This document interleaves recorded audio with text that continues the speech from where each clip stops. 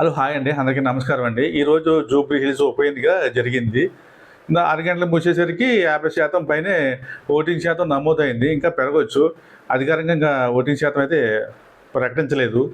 అయితే ఈ పోటీ కాంగ్రెస్, టీఆర్ఎస్ ఈ రెండిట్ల మధ్యనే చాలా తీవ్రంగా పోటీ నెలకొంది.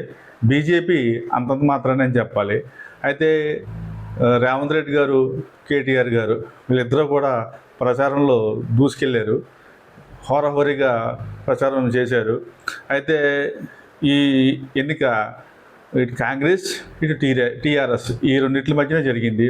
అయితే ఇంతకుముందు 6 గంటలకి ఎగ్జిట్ పోల్స్ విడుదలైనవి. ఆరో ఆరో ఏడో ఎగ్జిట్ పోల్స్ బయటకు వచ్చినాయి. ఇందులో అన్నీ కూడా కాంగ్రెస్ వైపే మొగ్గు చూపుతున్నాయి. 45%, 47, 48 ఇలాగ మొత్తం అన్నీ కూడా కాంగ్రెస్ వైపునే ఎగ్జిట్ పోల్స్ మొగ్గు చూపాయి.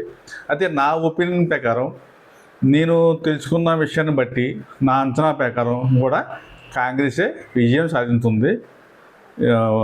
అయితే మెజార్టీ ఎంత అనేది తెలియదు, కానీ ఒక 10,000 లోపు కానీ 10,000 దాటి కానీ మెజార్టీ అయితే వచ్చే అవకాశం అయితే కనిపిస్తుంది.